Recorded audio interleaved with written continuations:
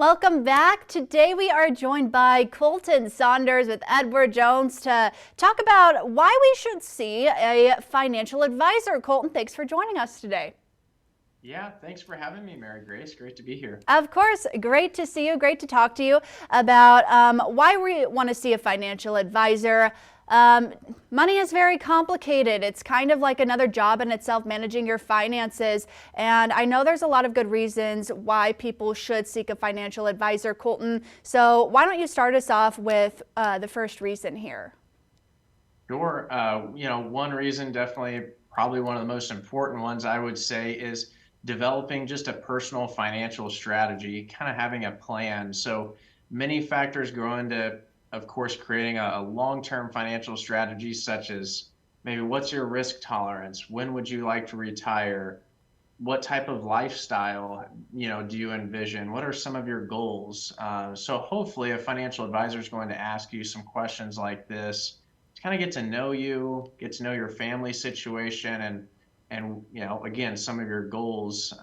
And then by taking this kind of more of a holistic approach, a financial advisor should be able to create a financial and investment strategy that would be appropriate to meet your needs. Definitely, because I know we often think about our goals, but it's kind of what to put in place to make sure we're reaching those. That can be a little bit complicated, so financial advisors are great for that. What else?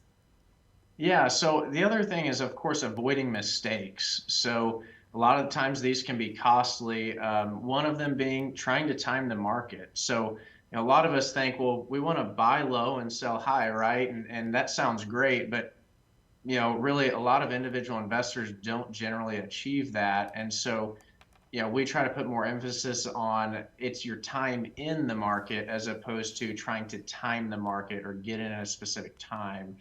And then another mistake that we commonly see is, penalties, fees, taxes associated with certain transactions that maybe someone was not aware of that was going to be associated with that. And so, having a financial advisor, a tax professional, folks like that in your corner generally, can definitely help, avoid those costly mistakes. Definitely, and especially whenever it's your money, it's your savings, it's your investments that's on the line here. So we definitely want to avoid making any mistakes. And also, we definitely want to go reach toward our financial goals.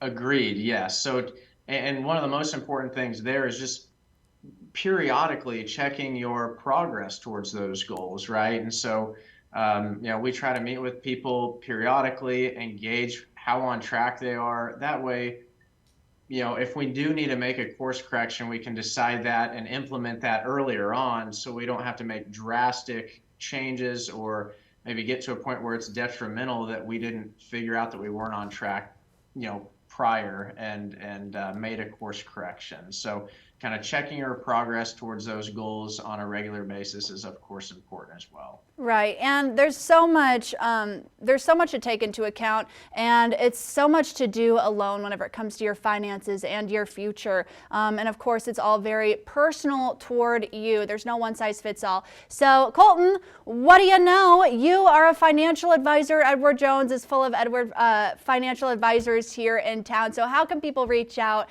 and kind of get this relationship started? Of course, hop online, edwardjones.com, click on Find a Financial Advisor, and, us locally, it should pop up. We'd be happy to help. Give my office a call, 816-232-1205. We'd be happy to set up an appointment and chat. Awesome. Sounds great. Colton Saunders with Edward Jones. Colton, thanks for joining us today. Good seeing you. Thanks, Mary Grace. Great to see you.